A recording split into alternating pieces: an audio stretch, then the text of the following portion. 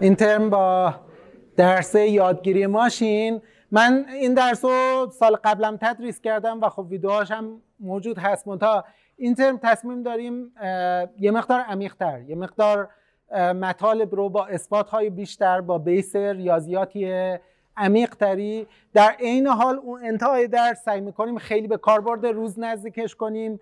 پارسال مثلا با کلیپ که کانترستیو لرنینگ بود که کاربردهای جدی در جستجو و در واقع کاربردهای قشنگ صنعتی داشت، این ترم خیلی تیم مشتاق هستش که این انتهای درس رو برسونه به کاربردهای بسیار بسیار جدی روز، مثل ایجنتیک AI یا همه جادوگری‌هایی که با در واقع لارج لنگویج مدل ها انجام میدن. امیدوارم که در واقع تلاش این تیم که 10 نفر از خلاصه بیش از 1 ماه پیش درگیر بودن و داشتن محتوا آماده میکردن، جلسه برگزار میکردن، چه محتوای نظری چه محتوای عملی، خلاصه مفید باشه و درس خوبی رو تجربه کنیم با هم دیگه. من قولی داده بودم که هر کلاس رو با یه شعر شروع کنم و البته این وقت شماست. این شعرم محدود به ادبیات فارسی نیست. حالا من زبانهای دیگه یا گویش‌های دیگه ایران مثلا ترکی، کردی اینا رو بلد نیستم، منتها بسیار استقبال میکنم، دعوت میکنم. خلاصه اگه هر جلسه ای دوستان با یه شعر کردی، ترکی یا لوری یا هر گویش و زبان دیگه ای خواستن بخونن، اگه موافقین، منتها چند نفر موافقن هر جلسه رو در حد 1 دقیقه با یه شعر شروع کنیم؟ خب چند نفر مخالفن؟ 1 نفر. چند نفر ممتنعن؟ خیلی خوب، اکثریت. پس خب این جلسه رو، این شعر رو انتخاب کردم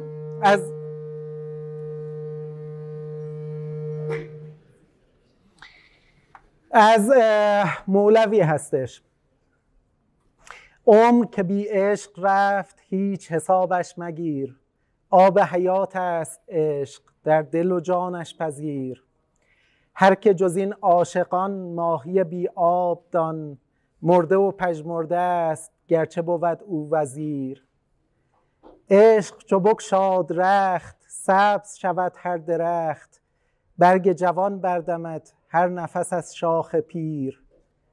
هر که شود صید عشق کی شود او صید مرگ، چون سپرش مه بود کی رسدش زخم تیر.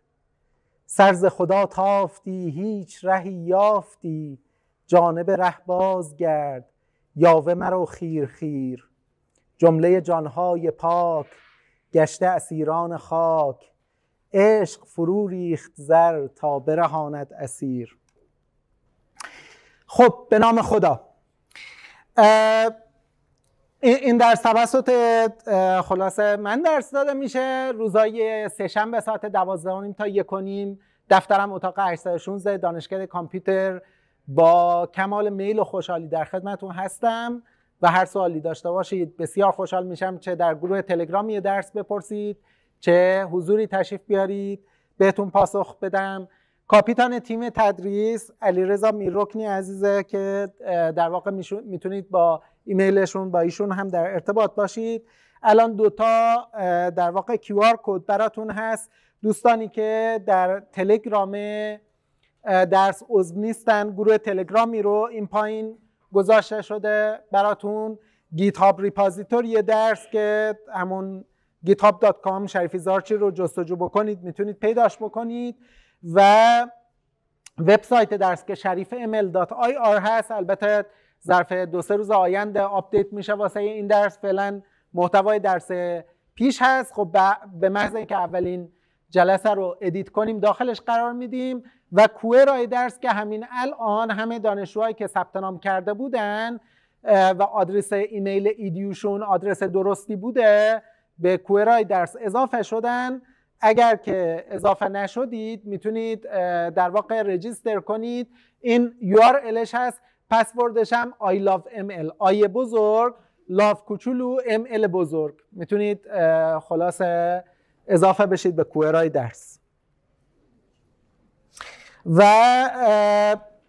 امتحان نهایی 5 بهمن ساعت 3 بعد از ظهر هست و خب جلساتش ساعت 10:30 تا 12 هست. این نمره بندی درس هست که تمرینای تئوری 3.5 به اضافه نیم نمره اضافه داره که 5 تا رو الزامی هست، یه دونه تمرین اختیاری هستش. تمرینای عملی 3.5 به اضافه نیم باز 5 تا الزامی و یه دونه به صورت اختیاری هستش.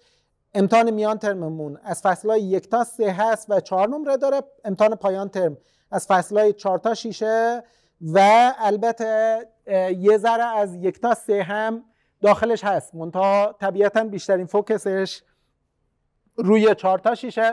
منتها تو این درس حذفی خیلی معنی نداره، چون همه مطالب درس به صورت مثلا اینجوری نیست تاریخ بگیم تا قبل از تاریخ سلجوقیان مثلا واسه میان ترم، بعد از سلجوقیان واسه پایان ترم. کویزامونم 5 تا کویز خواهیم داشت که حالا برنامه زمانبندیش و اینا رو خدمتون میدیم. تقویم درس آماده است، خدمتون میدیم. 3.5 نمره و پروژه نهایی هم 2 نمره. مجموع درس از 21.5 نمره هم فراتر میره، میتونه یه در واقع بونسی داشته باشه. این کلیت در واقع آشنایی با درس. اگر سوالی دارید بفرمایید، اگر نه درس رو شروع کنیم.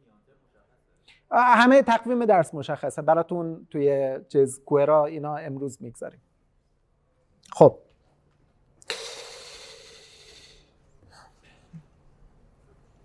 خب این جلسه اولمون. همه اسلایدها رو، حتی اسلایدهای همین امروز رو میتونید توی گیت هاب همین الان در واقع دریافت کنید. جونم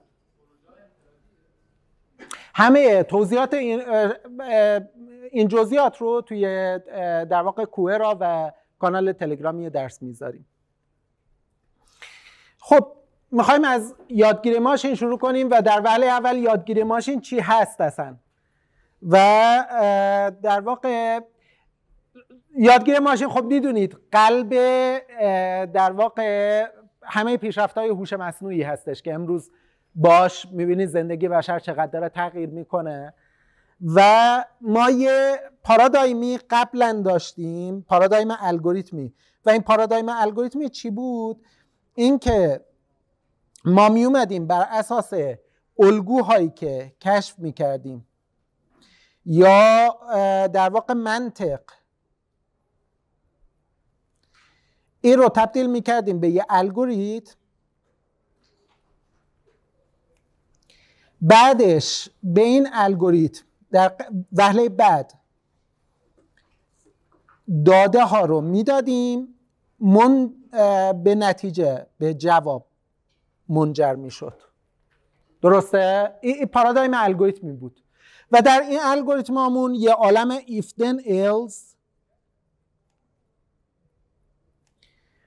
یعنی مثلا می اومدیم واسه ای که بگیم که یه مربع داخل تصویرمون هست یا یه مثلث، می اومدیم چیکار میکردیم؟ اول نقاطی که در امتداد یه خط بودن و با یه فرمول ریاضی پیدا میکردیم، بعدن گوشه ها رو پیدا میکردیم، بعدن یه ایف میذاشتیم اگر 3 تا گوشه داره مثلث، اگه 4 تا گوشه داره مربع هستش.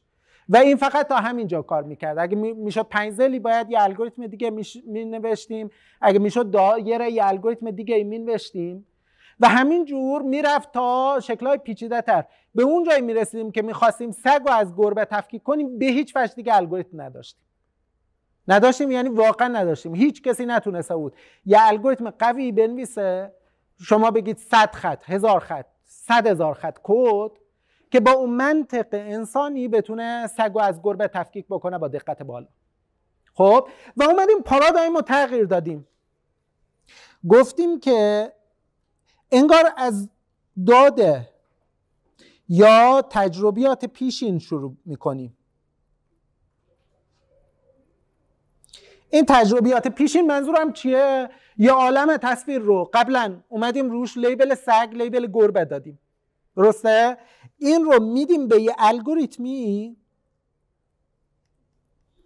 که این الگوریتم دیگه نیومدیم به صورت if then else بهش بگیم که سگ اینه گربه اینه. خب این الگوریتم بلده یاد بگیره اینجا الگوریتم یادگیری وجود داره که بلده از این داده ها یا تجربیات پیشین یه الگوهایی رو بین اینجا الگو منطق رو انسان تبدیل به کد میکرد. درسته؟ اینجا الگو منطق رو انسان پیدا نمیکنه، بلکه خود الگوریتم از داده ها یاد میگیره. خب و بر اساسش جواب رو تولید میکنه. متوجه تفاوت شدید؟ خب توی فرایند سنتی الگوریتمی خود انسان بود که منطق رو از داده در می آورد، پترن یا الگو رو از داده در می آورد. اینجا خود ماشین هستش که یاد میگیره از تجربیات پیشین ما. خب این آقای مثلا یک تعریفی رو داده، گفته a computer program is said to learn from experience E with respect to some class of task T and performance measure P if its performance at task in T as is measured by P improves with experience E. یعنی انگار یه تجربیات پیشینی وجود داره، این همون تجربیات پیشین هستش. خب یه صورت مسئله ای داریم، یه تجربه ای داریم، خب و یه پارامتر یا معیار ارزیابی، من اسمشو بگذارم معیار ارزیابی. این معیار ارزیابیمون چی میتونه باشه؟ مثلا او تسکمون تفکیک سگ از گربه است. درسته؟ این میشه تسکمون. یعنی میخوایم یه در واقع الگوریتمی بنویسیم که اگر سگ اومد بگه 1، اگر گربه اومد بگه 0. درسته؟ تجربیات پیشینمون اینجا چی میشه؟ رفتیم از یه نفر خواهش کردیم 1000 تا عکس سگ برامون در واقع لیبل گذاری کنه، یعنی یه عالم تصویر حیوان رو از بینش تصاویر سگ رو انتخاب کرده، روشون گذاشته 1، تصاویر گربه رو روشون گذاشته 0، بقیه تصاویر حیوانات دیگه یا تصاویر بی ربط هم ریخته دور. یه دیتا ست، به این دیتا ست میگیم اکسپریمنت قبلیمون، یه دیتا ستی رو واسه ما در واقع درست کرده. این در واقع پس تسک و اکسپریمنت تکلیفش مشخص شد. معیار ارزیابیمون میتونه چی باشه تو تفکیک سگ از گربه؟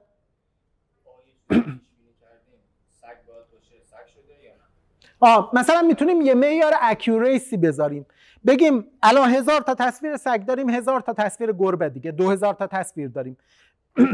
ببینیم الگوریتممون روی این 2000 تا تصویر چند تاشو درست پیش بینی میکنه. یعنی اونایی که سگ رو گفته 1، اونایی که گربه رو گفته 0، اینا میشه درستامون. غلطامون چیه؟ اون سگایی که اشتباهی 0 لیبل زده یا گربه‌ای که اشتباهی 1 لیبل زده. تعداد اونایی که لیبل درست خورده معیارمون که میتونه اکوریسی باشه،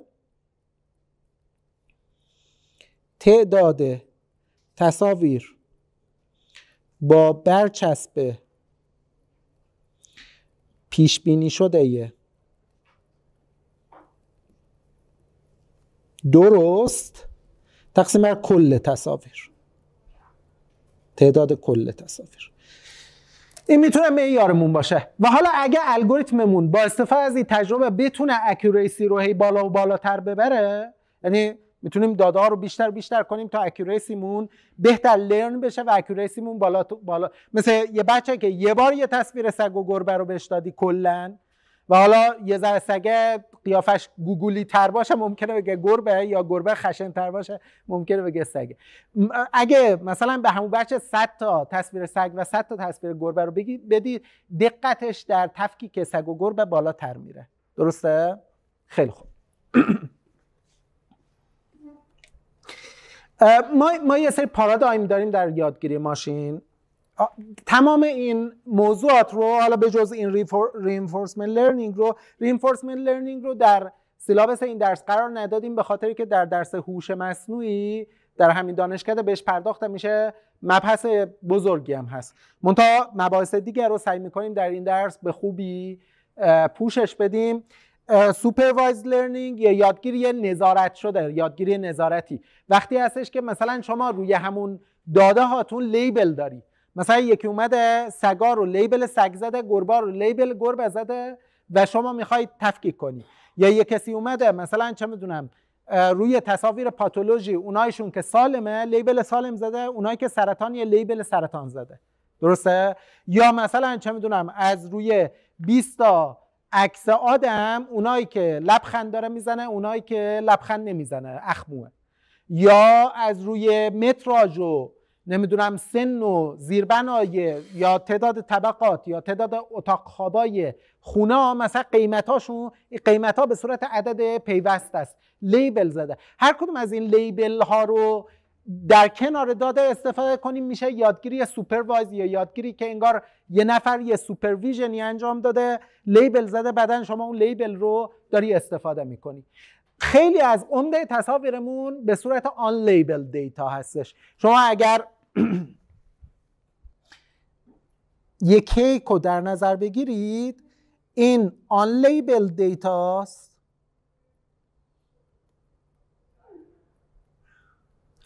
یه دونه گیلاس روی کیک، این لیبل دیتا. خب یعنی مثلا در مورد تصویر شما همین الان میتونی یه کرالر بنویسی که 1 میلیارد تصویر از اینترنت دانلود کنه، منتها تصاویر آن لیبل ده. ممکنه یه فایل نیمی داشته باشه، منتها اون فایل نیم ممکنه اکوریت نباشه، ممکنه چه میدونم اون لیبلایی که شما میخوای نباشه. مثلا یکی بگه که کدوماش عکس یا آدم خندونه، کدوماش یه عکس یا آدم اخموه. این لیبل‌ها مسلما روش نیست. درسته؟ منتها سوال اینه چجوری میتونیم از حجم بیشتر آن لیبل دیتا استفاده کنیم؟ چرا لیبل دیتا نسبت به آن لیبل دیتا خیلی حجمش کمتر معمولا؟ چون باید به آدم پول بدی بشینه واسه تصاویر رو لیبل بزنه دیگه. خب وقت و هزینه اون نیروی انسانیه واقعا عامل بازدارنده است، در صورتی که آن لیبل دیتا شما الی آخر الی ماشاءالله میتونید مثلا آن لیبل دیتا داشته باشی. پس هنر استفاده از داده‌های آن لیبل توی آن سوپروایز لرنینگ، ما اینجا در واقع از این دیتا استفاده میکنیم. این قسمت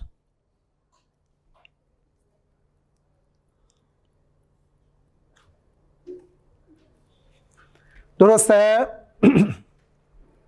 حالا واقعیت ماجرا اینه که این دو تا رو در کنار چیز در نظر بگیریم. یه آدمای دیگه ای هستن میگن که تازه این گیلاس روی کیک reinforcement learning است، یعنی یه جور شکل کیک دیگه ای میتونه شبیه این باشه که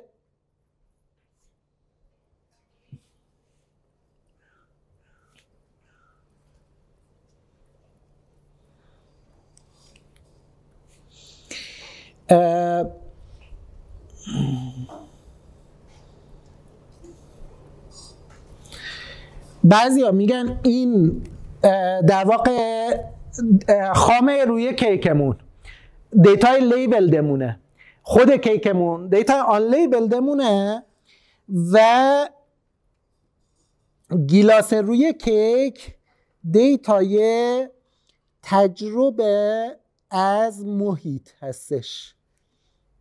این تجربه از محیط یعنی چی؟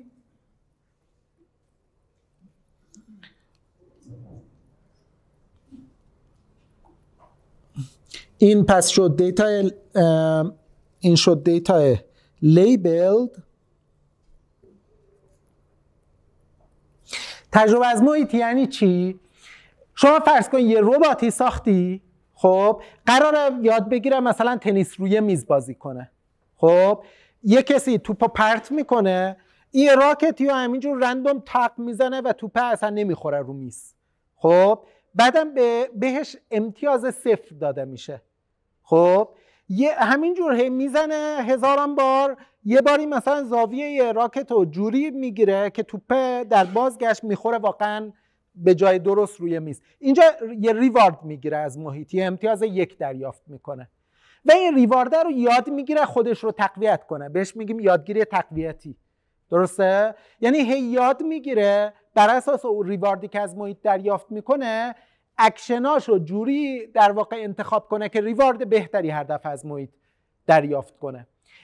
این رو بهش میگیم reinforcement learning. داده های reinforcement learning که تجربه مثلا یک ربات اینتراکشنش با محیطه به مراتب سخت داره تولید کردنش تا داده حتی لیبل. شما به سادگی میتونید تصاویر رو به یه نفر بدی لیبل کنه. منتها واسه ای که دیتای رینفورسمنت لرنینگ داشته باشی باید مثلا یه ربات رو در تعامل با محیط فیزیکال قرار بدی. تولید کردن دیتای خیلی پرهزینه تریه. به خاطر همین بعضیا میگن این تازه گیلاس روی کیکه. خب ما توی این درس قرار سوپروایز لرنینگ، آن سوپروایز لرنینگ رو در فصل اول و دوم درس ببینیم. بعدش میریم سراغ فصل 3 مون که شبکه‌های عصبی هست، فصل 4 بینایی ماشین، فصل 5 نچرال لنگویج پروسسینگ یا پردازش زبان طبیعی و فصل 6 در واقع دیگه فصل وحشی درسه که قراره خیلی مطالب خلاصه به روز تکنولوژی رو درش یاد بگیریم.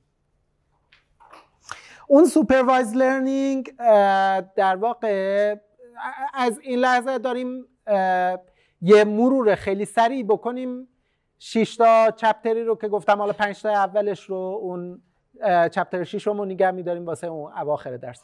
منتها 5 تا فصل اول در سوپروایز لرنینگ همونجوری که گفتم قراره دیتامون لیبل داشته باشه.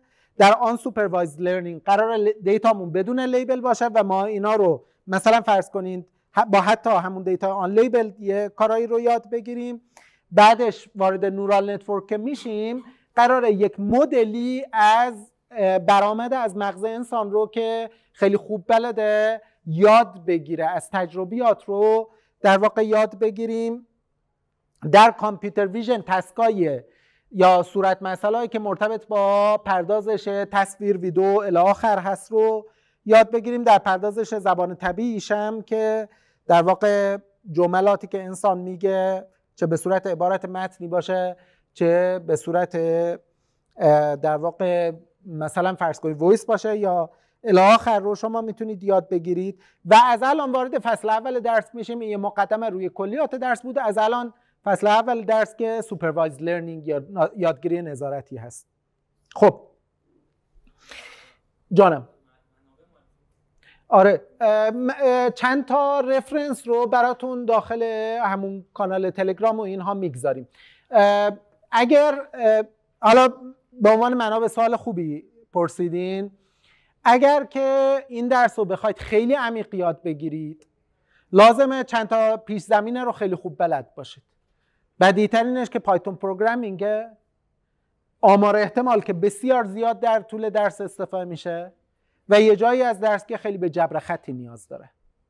خب دید الگوریتمی داده ساختار باعث میشه که مثلا اون جایی که میگیم اوردر این الگوریتم اینه یا این الگوریتم سریع‌تره مبناشو متوجه بشید. اینا یه جور در واقع پیش نیازهای درس هستن که هر چقدر بهتر اونها رو متوجه باشید و مسلط باشین درس رو بهتر یاد میگیرید. حالا یه نفر میگه که من جبر خطی رو نگذروندم یا گذروندم یادم رفته، یه تیکایی از درس رو لازمه برید به اون قسمت های جبر خطی مراجعه کنید و عمیق‌تر یاد بگیرید اگه بخواید عمیق‌تر یاد بگیرید، یا به صورت همروند با درس شما یه درس جبر خطی رو شروع بکنید. واسه جبر خطی میتونید از گیلبرت استرنگ، استاد MIT، من دوره درسشون رو خیلی دوست دارم، ویدیو هستش توی یوتیوب و اینها موجوده، میتونید در واقع دورای دیگر رو هم ببینید. کتاب لینیر الجبرا دان رایت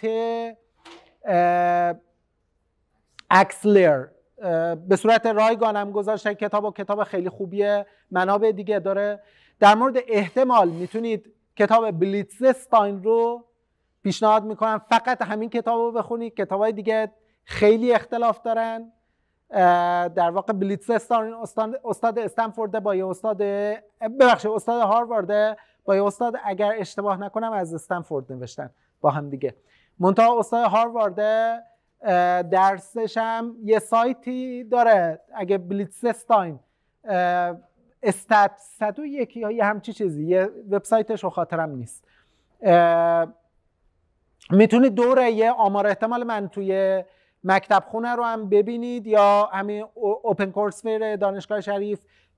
حسن اون دوره اینه که یه ذره به صورت اپلاید درس داده شده، یعنی که با مثلا برنامه نویسی یا آروینو ها با هم هستش.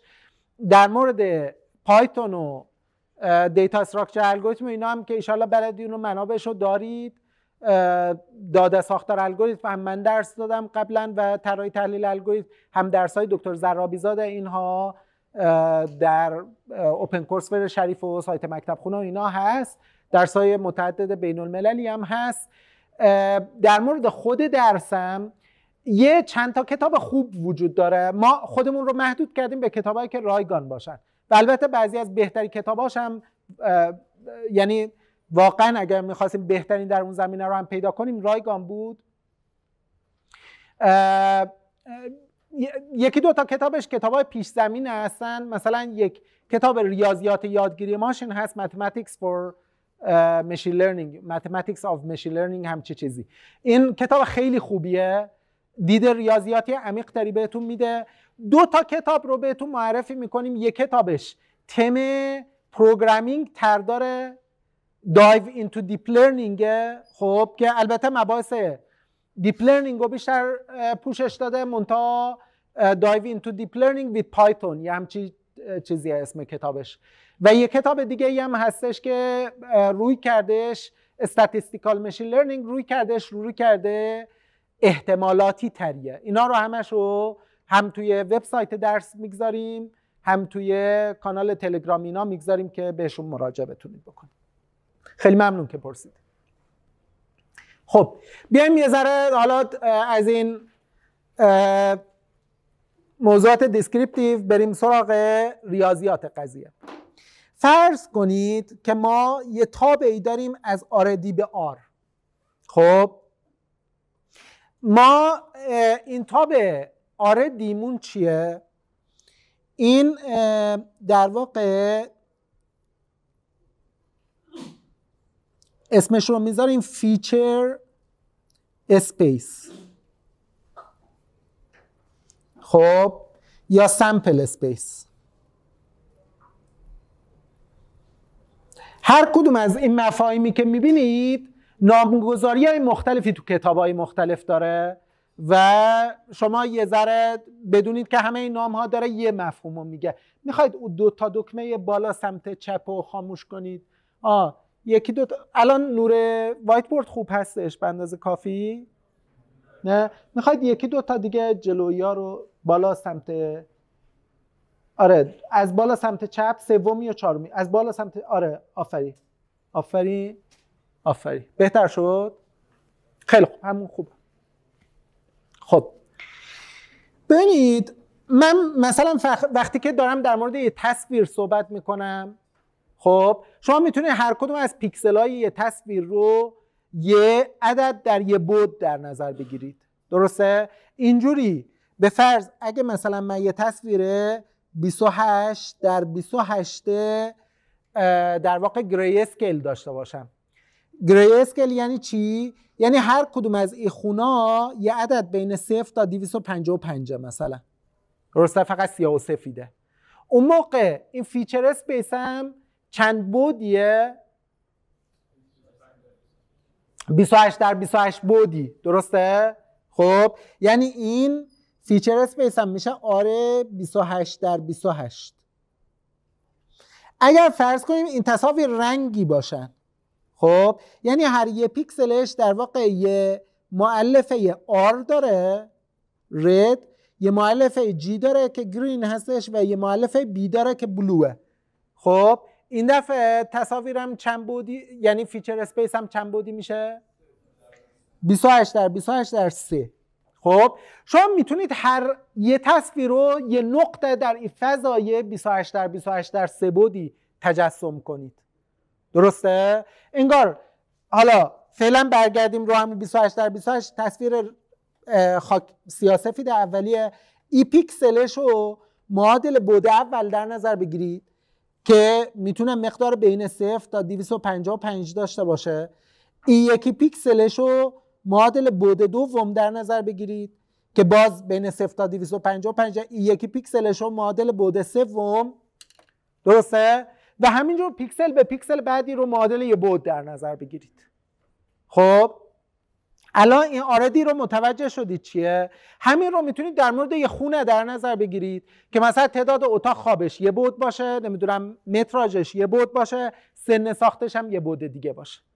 خب الان متوجه شدید. حالا دو جور مسئله سوپروایز خیلی پرکاربرد هستن واسمون. یه دسته از مسائلی هستن که تابعمون به یه آر هست. یعنی چی؟ مثلا ورودش چیه؟ یک تصویره. خب خروجش چیه؟ میزان خنده‌رو بودن که اومدیم به صورت یه عدد بین 0 تا 1، مثلا بین 0 تا 1 به صورت یه عدد پیوسته.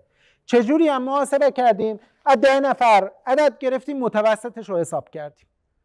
خب اگه طرف اوج خنده باشه 1، اوج اخم باشه 0، اگر در واقع پوکر فیس باشه نیمه، هر چقدر به سمت اخم باشه 0 تر، هر چقدر به سمت خنده باشه 1 تر. درسته؟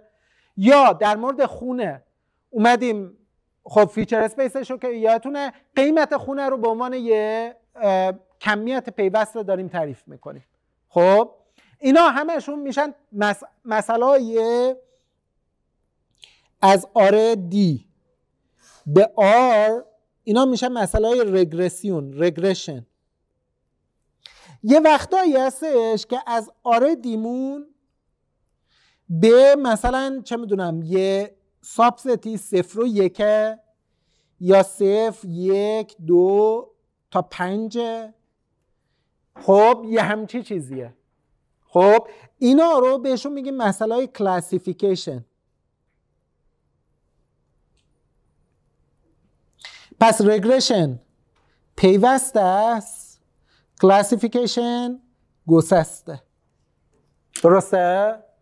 خب فرق بین مسئله رگرشن و مسئله کلاسیفیکیشن فقط توی آرش هست. حالا این تابع اف چیه؟ این تابع اف انگار یه تابعی در آسمان ها نقش بسته، ما بهش دسترسی نداریم. خب که یه خونه رو بهش بدی قیمتش رو برمیگردونه، قیمت امروزش. درسته؟ برمیگردونه. و ما یه تعدادی دیتا داریم، این ایکس ها خود فیچر هامون هست یا ورودیمونه، ای وای ها خروجیمونه یا قیمت ها هستش. مثلا این ایکس در واقع اینجا بهتر، این تابع اف، مثلا فرض کنین این ایکس یکمون باشه چی؟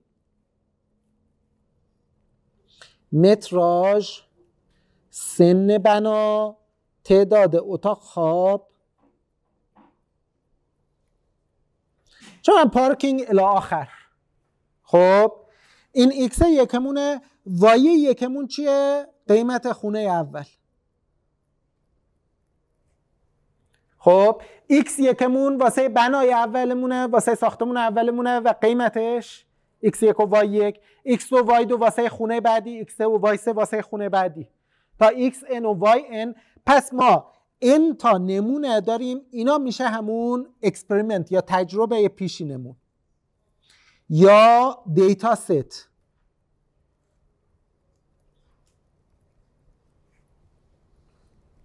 مجموعه دادمون.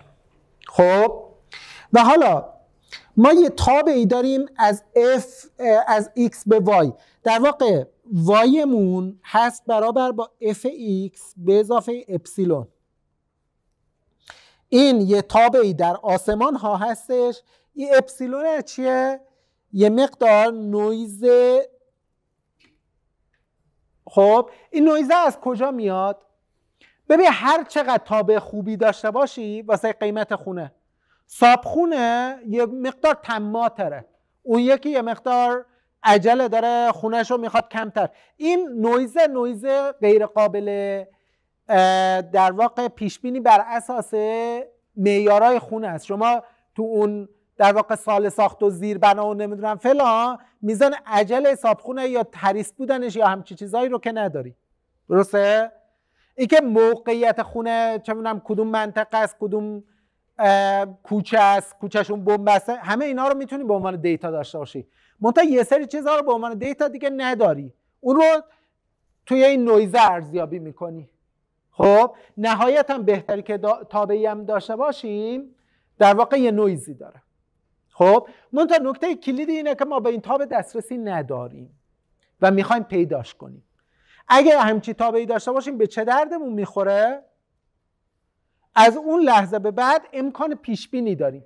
یعنی بلافاصله یه نفر یه خونه ای رو داخل وبسایت فروش املاک ما ثبت بکنه، بلافاصله میتونیم قیمت خونه رو بهش ساجست کنیم یا بهش بگیم داری زیاد میگی، کم میگی، یا یه اپلیکیشن بنویسیم قیمت خونه رو پیش بینی کنه. نه فقط قیمت خونه، این که چند روز بعد یه نفر ممکنه در معرض حمله قلبی باشه از روی شاخصای مثلا آزمایش پزشکیش، این که نمیدونم چقدر ممکنه ریسک بارش باران باشه امروز از روی هواشناسی و خیلی پیش بینی های دیگه.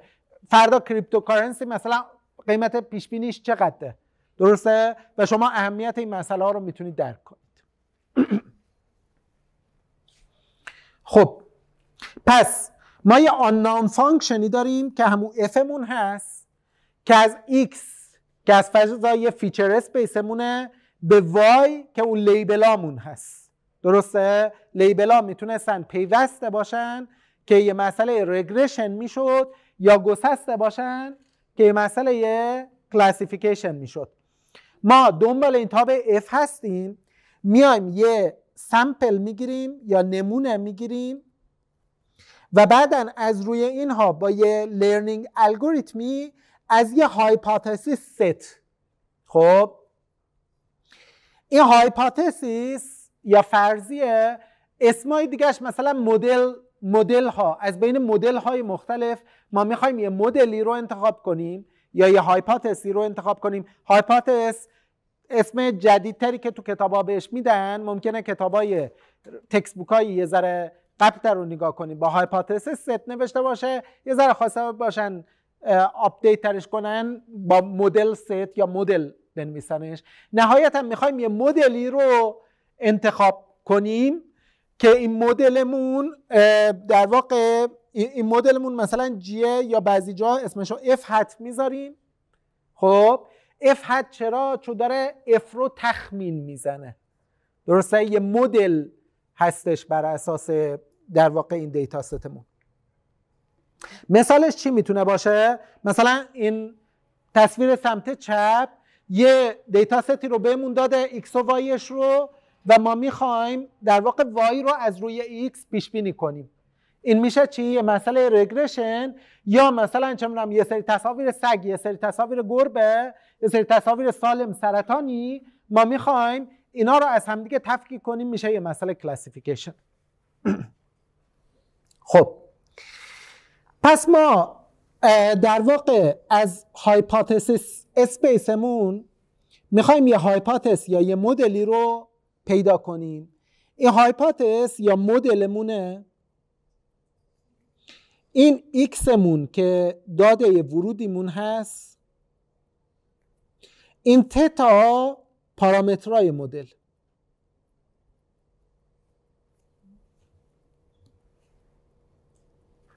خب این مجموعه پارامترهای مدل که میتونه از یه در واقع فضای پارامترها اومده باشه.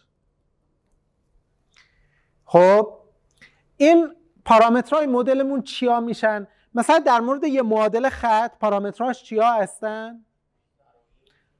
همون AX به اضافه B. وقتی میگیم Y مساوی AX به اضافه B، او A و B میشه پارامترهای مدلمون، درسته؟ حالا این بسته به که A و B چی باشه، او خطه میتونه خیلی تقریب خوبی بهمون بده یا خیلی تقریب بدی بهمون بده، درسته؟ صورت مسئله لرنینگمون چی میشه؟ پیدا کردنه یه تتا استاری که خیلی تخمین خوب تری باشه نسبت به F، درسته؟ یعنی انگار اون F هتمون که میشه H X و تتا F هت X مون که میشه H X و تتا استار، این خیلی تخمین خوبیه نسبت به F X مون، درسته؟ خب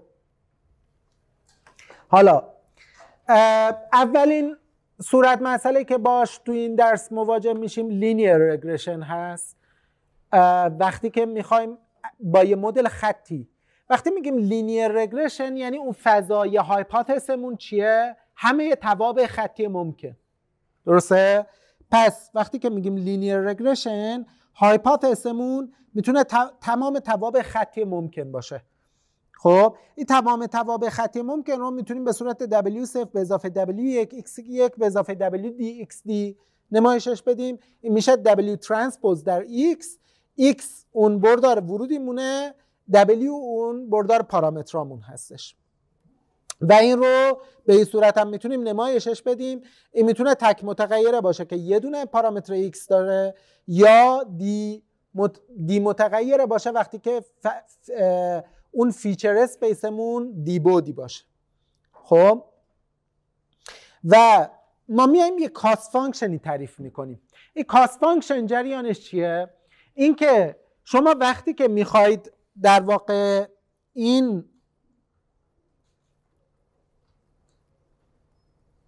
اینا الان x1 تا xn تون هستن و y1 تا yn تون هستن. یعنی این نقطه مثلا x1 y1 که این یکی نقطه x2 y2 هستش همینجور. خب حالا شما ممکنه اون خطی رو که پیش بینی میکنید این باشه یا این یکی باشه و به وضوح خط بنفشه بهتر از خط آبی است. سوال اینه که من چجوری ارزیابی کنم، چجوری به صورت کمی نشون بدم که خط بنفشه الان داره بهتر از خط آبی کار میکنه. این رو من میام با یک کاست فانکشنی در واقع مدل سازیش میکنم. این کاست فانکشن میتونه چی باشه؟ در وقتی که ما میخوایم خیلی ساده مثلا یک مقدار کمی رو پیش بینی کنیم، کاست فانکشنمون میتونیم خیلی ساده مقدار خطا رو به توان 2 برسونیم. خطا چیه؟ وای آی مقدار درسته، این h x آی و w چیه؟ مقدار پیش بینی شده است. یعنی خروج مدل رگرسیون من. این دوتا رو منهای هم کنیم میشه خطا. خب میتونیم این خطا رو به توان 2 برسونیم که خطای منفی و خطای مثبت همدیگه رو خنثی نکنن. خب و اینا رو جمع بزنیم. این رو بهش میگیم sum of squared error.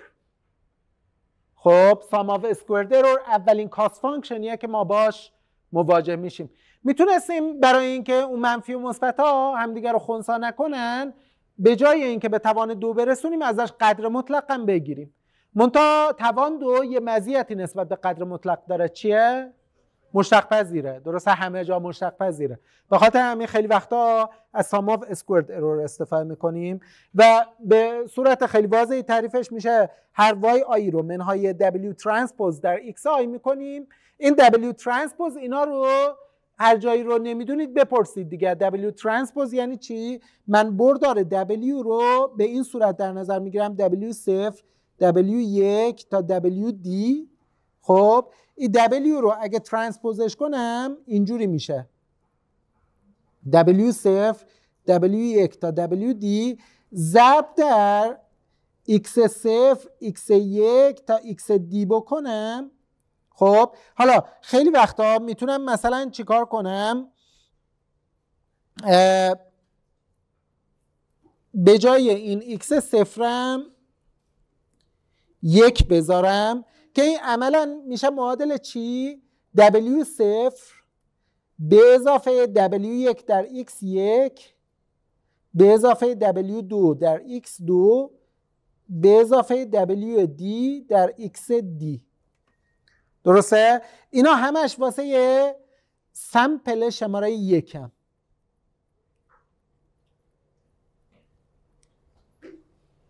حالا اگه شماره سمپل آیوم رو در نظر بگیرم،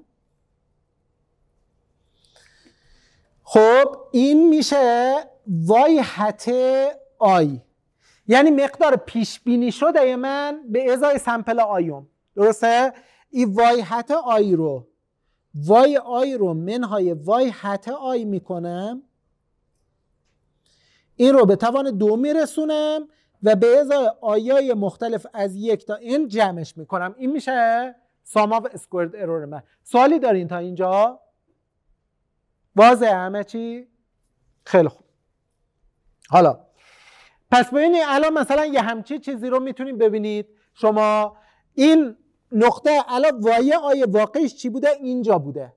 خب منتها وقتی این ایکسش رو بهش میدم، در واقع ایکس رو به مدلم میدم، وای حتی آی رو کجا پیش بینی میکنه؟ اینجا. این میشه وای حتی آی، این میشه وای آی و این میشه مقدار خطا. درسته؟ این خطا رو به توان 2 میرسونم، همه این در واقع اینا رو به توان 2 میرسونم، با هم دیگه جمع میکنم، این میشه خطای کل من. من هدفم پیدا کردن معادل خطیه، یعنی پارامترهای این خط رو میخوام جوری بینه کنم که کاست فانکشنم کمینه بشه. درسته؟ پس در واقع میخوام آرگ مینه روی تتا. تتا چیه؟ پارامترهای معادل خطم. درسته؟ یا حالا بعضی جا اسمشو میگذارم W، بعضی جا اسمشو میذارم تتا، مهم نیست. درسته؟ من میخوام آرگ مینه کاست فانکشنم رو به دست بیارم. کاست فانکشنم بعضی جا میگذارم J، خب J X و Y و تتا. درسته؟ این کاست فانکشنم که مثلا اینجا چیه؟ سیگما در واقع آرگ مینه روی تتا سیگما وای آی منهای تتا در ایکس آی به توان 2 یا تتا ترانسپوز یا دبلیو ترانسپوز آی از 1 تا n. عمدن بعضی وقتا تتا می‌نویسم، بعضی وقتا دبلیو که گوشتون عادت کنه. خلاصه هم به تتا هم به دبلیو، بدونید جفت تتا و دبلیو پارامترامون هستن. خیلی خوب. تا اینجا متوجه شدید که ما داریم در مورد چی صحبت میکنیم. پس میخوایم این یعنی یه تابعی رو بهینه سازی کنیم. اینجا با یه مسئله اپتیمیزیشن یا بهینه سازی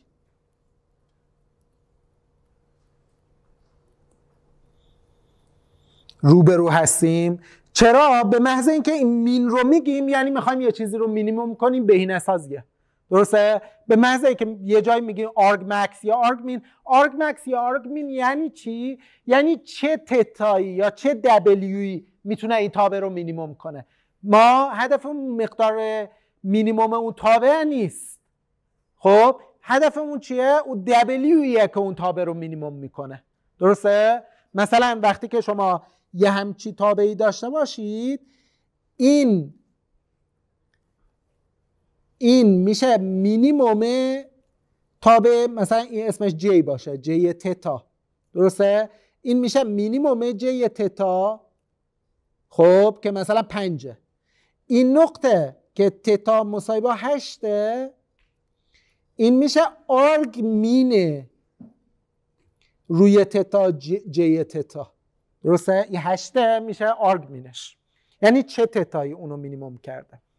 خب حالا این کاست فانکشن رو چجوری میتونیم اپتیموم کنیم؟ اگه یه دونه متغیر داشته باشه، شما اون متغیره رو یه تابع خطی خیلی ساده در واقع به عنوان این تابع فرم خطاتون دارید، این رو به توان 2 رسوندید. چجوری میتونید یه تابع رو مینیمم کنین؟ مشتقش رو باید برابر با 0 بذارید دیگه. درسته؟ یه بار نسبت به W1 مشتقش میگیرید که این میشه، خیلی واضح است دیگه. این داخل رو نسبت به W1 مشتق بگیرید، فقط منفی x آی میمونه و ضرب در 2 ضرب در کل این تابع دیگه، مشتق تابع f و g. درسته؟ از قانون زنجیر استفاده میکنید. یه بار هم نسبت به W0 مشتق میگیرید که اینجا یه منفی 1 میمونه و 2 ضرب در این، که این دوتا رو معادل 0 بذارید خیلی سریع با ریاضیات دبیرستانی میتونید حلش کنید. مثلا یه دیتا ست اینجوری بهتون داده باشن، شما به سادگی میتونید این مشتقا رو در واقع برابر با 0 بذارید و جواب رو پیدا کنید که W یک و W صفر بهینتون چیا میتونه باشه. فرم بسته هم میتونید واسش پیدا کنید. درسته؟ به سادگی میتونید فرم بسته پیدا کنید. اینا رو به عنوان تمرین به خودتون واگذار میکنم که مثلا فرم بسته‌ش رو پیدا کنید. و نهایتا مثلا رو اون دیتا سته واقعا به شما همچی خطی رو به عنوان W0 و W1 برمیگردونه که جواب بهینه است واسه این مسئله. اگر در واقع فرم مالتی ورییت رو داشته باشید، یعنی چندین تا متغیر داشته باشید، مثلا فضای فیچر هاتون دیبودی باشه، درسته؟ اینجوری به ازای هر ایکس آیتون، ایکس آی یعنی سمپل آیوم، مثلا خونه آیومتون دی تا فیچر داره، نمیدونم سن، سال ساخت و سن یکیه، زیربنا، نمیدونم طبقه، اینا میشه دیتا فیچرتون. اون موقع میتونین چی کار کنید؟ خیلی ساده، شما یه ماتریس X میسازید که به ازای هر کدوم از این سمپلاتون، این میشه سمپل نمونه شماره یکتون تا این نمونه شماره اینتون، درسته؟ این یکه رو واسه چی گذاشتیم اولش؟ خاطرتون هست؟ واسه که ارز از مبدأ، یعنی نخواهیم یه بار x رو ضرب در w کنیم دوباره به اضافه w صفر کنیم. این اتوماتیک این یکه ضرب در w صفر میشه، ارز از مبدأ رو تشکیل میده، درسته؟ خب حالا من میخوام در واقع w ترانسپوزم ضرب در x آیم، درسته؟ منهای وای آی، این مقدار فرم خطا به توان 2، این مجموعش کمینه بشه دیگه. به سادگی میتونم تابل لاسم رو به این صورت بنویسم. خب شما ببینید وای رو، این بردار وایتون که میشه وای 1 وای 2 تا وای n، خب منهای x ضرب در w بکنید. x مون چی بود؟ 1 x 1 x 2 1 تا x d 1، اینجا 1 x 1 2 تا x d 2 و همینجور 1 x 1 n تا x d n، درسته؟ این رو ضرب در بردار 1 W1 W2 تا WD بکنید، درسته؟ این ماتریسه الان چند بعدیه؟ n تا سطر داره به ازای n تا نمونه و d تا ستون داره به ازای d تا فیچر. فیچر رو یادتونه دیگه، من هی اوایل دارم تکرار میکنم که قشنگ تو ذهنتون جا بیفته. این فیچرامون مثلا پیکسل اول، پیکسل دوم در مورد تصویر، یا نمیدونم سن، زیربنا، نمیدونم در مورد خونه. خب الان این رو در این ضرب بکنید چه اتفاقی میفته؟ این در این ضرب بشه میشه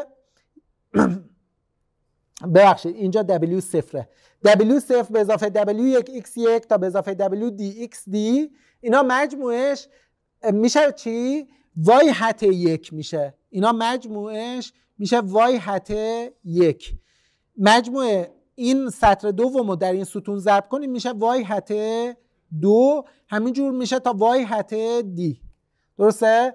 پس اینا رو منهای، اگه منهای این بکنید عملا منهای وای حت 1 وای حت 2 تا وای حت n کردید. اینجا اگه من اشتباه میکنم شما بلافاصله درستش رو بگید دیگه، اینجا n بود نه دی، درسته؟ منهای این میکنید، اینو به توان 2 میرسونید، آیتم با آیتمش رو به توان 2 میرسونید. در واقع این رو وقتی که نرم 2 به توان 2، خود نرم 2 چیه؟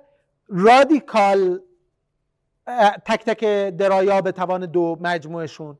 وقتی به توان 2 میرسونید این توان 2 باعث میشه اون رادیکاله بپره. خب که این برابر میشه با سیگما وای آی منهای وای حت آی به توان 2. تا اینجا اوکیه؟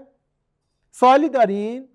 من این تیکار رو نمیدونم، دارم زیادی توضیح میدم، کم توضیح میدم، خوب توضیح میدم. کیا میگن دارم زیادی توضیح میدم؟ لطفاً دستتون رو ببرین بالا. کیا میگن کم دارم توضیح میدم؟ لطفاً دستتون رو ببرین بالا. کیا میگن خوب توضیح میدم؟ خب خوبه، سرعت کلاس. سوال سومم به خاطر این بود که مطمئن بشم بعضیا ممتنع نیستن. حالا خب الان پس این فرم معادلمون بود و دوباره ما میخوایم چیکار کنیم؟ این معادلمون حالت بهینش رو پیدا کنیم و زیبایی جبر خطی اینه، جبر خطی رو شما به جایی که روی تک متغیرها بتونین مشتق بگیرید، روی ماتریس هم میتونین مشتق بگیرید. روی ماتریس، روی بردار اینا میتونید مشتق بگیرید. درسته؟ و خیلی راحت شما میتونید در واقع مشتق این ماتریس رو که میشه y منهای x ضرب در w به توان نرم دوش به توان 2. خب این دو تا خط اون پایینش 2 نوشته یعنی نرم 2، یعنی رادیکال تک تک درایاش به توان 2. این به توان 2 و رادیکاله رو میپرونه همه اینا رو. این رو میتونید نسبت به خود w مشتقش رو بگیرید و نسبت به w مشتق گرفتنش در کمال تعجب اینا یه ذره مراجعه میکنید به جبر خطی براتون اثبات میشه. منتها با ریاضیات دبیرستانی هم واقعا خودتون میتونید اثباتش کنید که در کمال تعجب اگر اون معادله بالا رو نسبت به w مشتق بگیرید، عین همون اعمال قانون زنجیره روی اینکه متغیره، حتی فرم ماتریسی و اینا نیست. اینو نسبت به w میخواستید مشتق معمولی بگیرید، میشد چی؟ میشد منفی x از داخل خود در واقع داخل پرانتزمون میومد بیرون، یه توان 2 داشت که یه ضریب 2 میگرفت، داخلش هم که به خاطر اون قانون زنجیره‌ای و مشتق اف جی ایکس این میموند و در فرم ماتریسش هم کاملا همونه و کافیه این رو برابر با 0 قرار بدید. درسته؟ و این براتون w و وقتی این رو معادل 0 قرار بدین، این میگه که x ترانسپوز ضرب در x ضرب در w باید برابر با x ترانسپوز ضرب در y باشه. خب پس اینجا w میشه چی؟ شما کافیه x ترانسپوز در x رو به توان منفی 1 در دو طرف ضرب کنید. خب این x ترانسپوز در x اینو در نظر بگیرید AW. شما اگه این رو در a منفی 1 یعنی در اینورس اون ماتریس ضرب کنید، a منفی 1 ضرب در a چی میشه؟ برابر با ماتریس همانی میشه دیگه. پس w این طرف میشه w. درسته؟ اون طرف میشه چی؟ میشه a منفی 1 در x ترانسپوز در y که a منفی 1 برابر با چی بود؟ برابر با x ترانسپوز x منفی 1 در x ترانسپوز در y. این جواب تحلیلی بهینه این معادله است. خب حالا این x ترانسپوز x منفی 1 x ترانسپوز رو این رو بهش میگن سودو اینورس ماتریس x. خب سودو اینورس ماتریس x، این سودو اینورس خلاصه خیلی وقتا حتی اگه ماتریس x مون در واقع یعنی واسه خیلی از ماتریس ها میتونید محاسبش کنید، واسه بعضی از ماتریس هم نمیتونید محاسبش کنید. جزئیات بیشترش رو من میگذارم واسه جبر خطی. منتها نکته کلیدی که الان بهتون میخوام اینجا بگم این هستش که در مورد دسته کوچیکی از مسائل یادگیری ماشین شما میتونید به همین سادگی W رو یا پارامترهای بهینتون رو به صورت یه فرم بسته پیدا کنید. به طور خاص مثلا در مورد لینیر رگرشن تابلوترینش. درسته؟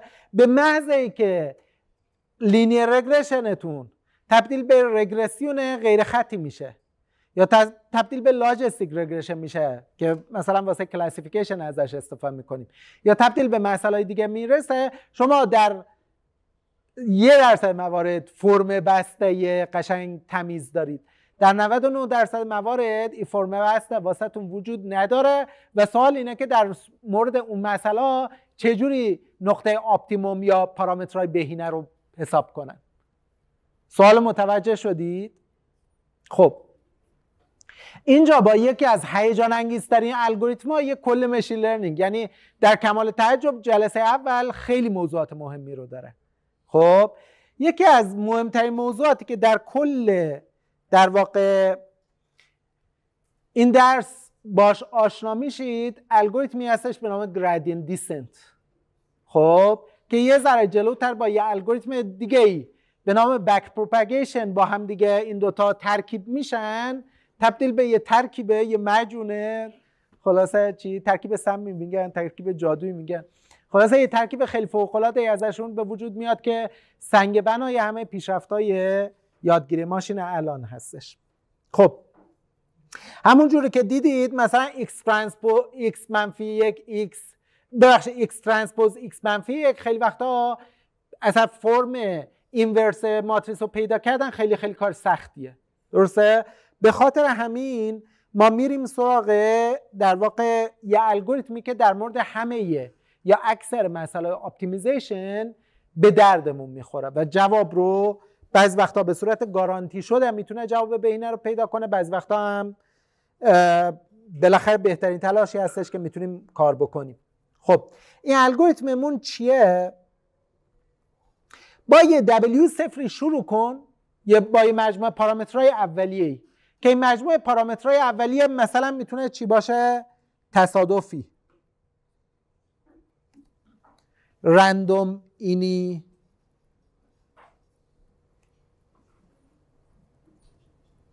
میتونید به صورت رندوم اینیشالایزش بکنید. خب و هر دفعه وزناتو از روی وزنای سری قبلش یه جوری تغییر بده، یه جوری آپدیت کن کتاب جیت رو کمتر کنی، یعنی کاست فانکشن بهتر بشه. ببخشید متوجه روی کرد شدید؟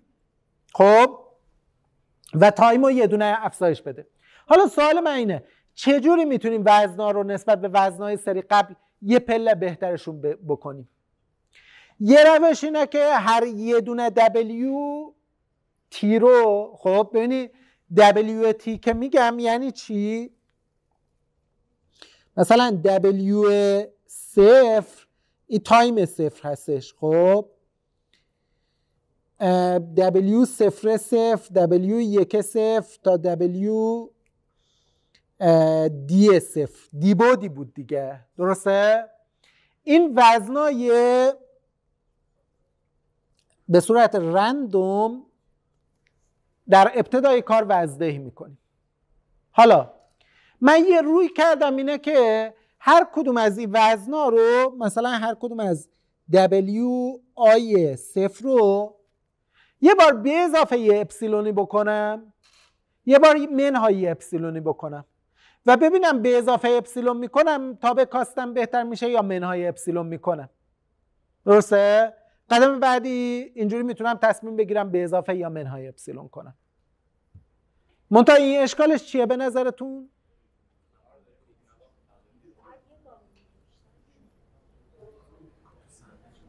سر تا تهش ایراده دیگه، همتون دارین یه ایرادی ازش در میاری. یه نکته کلیدی که داره وزنا به هم دیگه مرتبطن، یعنی اینجوری نیست که مثلا یه وزنو مستقل از وزنای دیگه بتونیم تغییر بدیم. همه وزنا مثلا ممکنه یه وزنو همینجوری یه ذره بهش اضافه کنیم بهتر کنه کارو، منتها چون یه وزن دیگه رو داری کم میکنی این اضافه کردنش ایده بدی باشه به خاطر کم کردن اونه. خب کلی ایراد داره.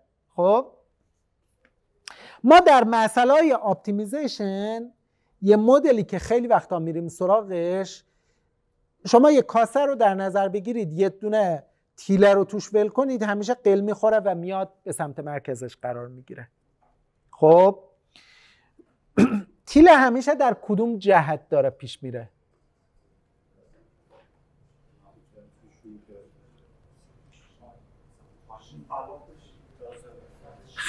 خلاف شیب، درسته؟ خلاف شیب داره پیش میره. خب جاذبه اون نیرو محرک رو بهش میده، منتها جهت حرکتش رو خلاف شیب تعیین میکنه. شیب یعنی چی؟ شیب یعنی که در هر نقطه‌ای کدوم طرف، مثلا اگر این طرف برم، خب یه نقطه رو در نظر بگیرید، روی یه سطحی یه راستایی رو بهم میده که اون راستا باعث میشه تابعم بیشینه بشه، یعنی به سمت بیشتر شدن حرکت کنه. من درست در جهت عکس اون حرکت میکنم چون میخوام تابعم کمینه بشه. گرفتین؟ خب حالا این جهته رو چی تعیین میکنه؟ ما بهش میگیم گرادیان جی. این گرادیان جی برابر با چیه؟ این همون تابع جی منه، کاست فانکشنم. این گرادیان جی چیه تعریفش؟ خب گرادیان جی میشه چی؟ راوند جی به راوند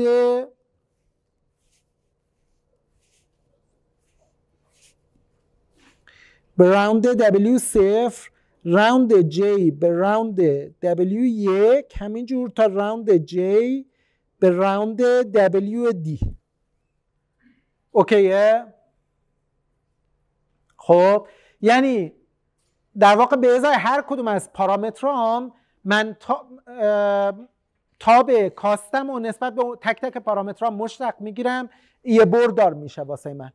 خب این بردار حواستون باشه تو همون صفحه دیبودیه، درسته؟ یعنی انگار مثلا من یک رویه‌ای داشته باشم، یک کوهی داشته باشم، در واقع این یه برداریه توی یه صفحه قرار میگیره. خب من این x1 هم هست، این x2 درسته؟ این j x1 و x2 که میشه محور عمودیم جزء فیچرام نیست، حواستون باشه، درسته؟ جزء پارامترام نیست. خب محور عمودی چیه؟ کاست منه. خب من وقتی دارم راوند J به راوند W0 و راوند J به راوند W1 رو پیدا میکنم، یه برداری در دی بود پیدا میکنم، نه دی به اضافه 1 بود. درسته؟ بعضیا اشتباه میکنن، فکر میکنن که اون گرادیان یه برداریه مثلا توی دی به اضافه 1 بود. درسته؟ دی به اضافه 1 بود، مثلا 2 بود، میشه دوتا فیچرام، ببخشید دوتا پارامترام، بود سومم میشه کاست فانکشنم. بردار گرادیان در 2 بوده، یعنی انگار کف زمینه بردار گرادیان رو میکشیم. درسته؟ بعدن در جهت عکس اون گرادیان که حرکت میکنیم، بردار گرادیان همچی چیزی نیست، همچی چیزیه. متوجه ماجرا شدین؟ آره؟ چند نفرتون خدایش تا قبل از این فکر میکردی بردار گرادیان یه چیز سه‌بعدیه؟ چند نفرتون مطمئن بودی یه چیز 2 بعدیه و بهش دقت کرده بودی به این شهود؟ چند نفرتون اصلا به بردار گرادیان تا حالا فکر نکرده بودی؟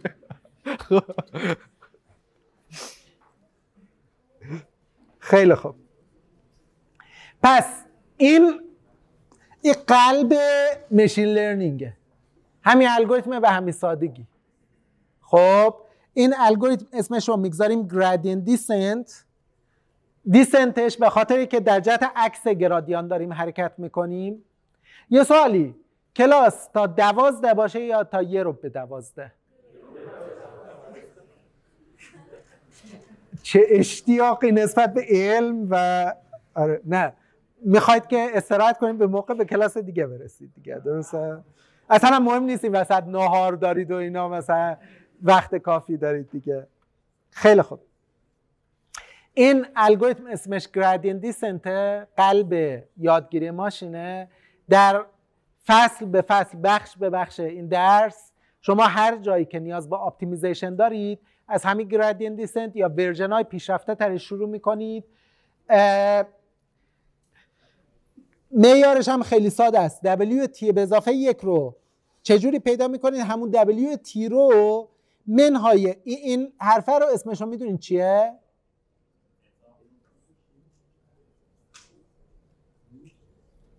انگ من شنیدم، درسته؟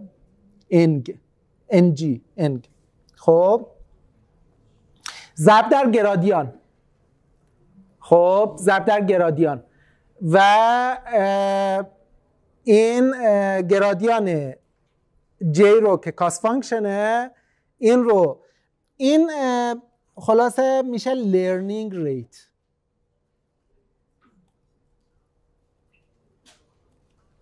این لرنینگ ریت چیه؟ شما W صفر تا W دی رو در تایم صفرتون، خب منهای لرنینگ ریتتون ضرب در راوند W، ببخشید راوند J به راوند W صفر، راوند J به راوند W1 تا راوند J به راوند W دی تون. خب هر چقدر این لرنینگ ریت یه عدده. این عدد معمولا میتونه چی باشه؟ مثلا فرض کنی 1000 باشه یا 100 باشه یا 1/10 باشه. هر چقدر لرنینگ ریت رو بیشتر کنید داره چه اتفاقی میفته؟ گامای بلندتری برمیدارید، درسته؟ خب حالا این گام بلندتر برداشتن ممکنه یه حسن داشته باشه، سریعتر به جواب بهینه نزدیک بشید. ممکنه یه عیب هم داشته باشه، عیبش ممکنه چی باشه؟ جواب بهینه رو اصلا رد کنید، درسته؟ خب پس در واقع کلیت کار چی شد؟ ای که شما تو الگوریتم گرادین دیسنت هر دفعه در واقع چیز رو پیدا میکنید، گرادیان رو پیدا میکنید. حالا این گرادیانتون رو ضرب در لرنینگ ریتتون میکنید و در واقع قدماتون رو از روش آپدیت میکنید. این کل ماجرا اینجا به صورت یه فرمول در اومده.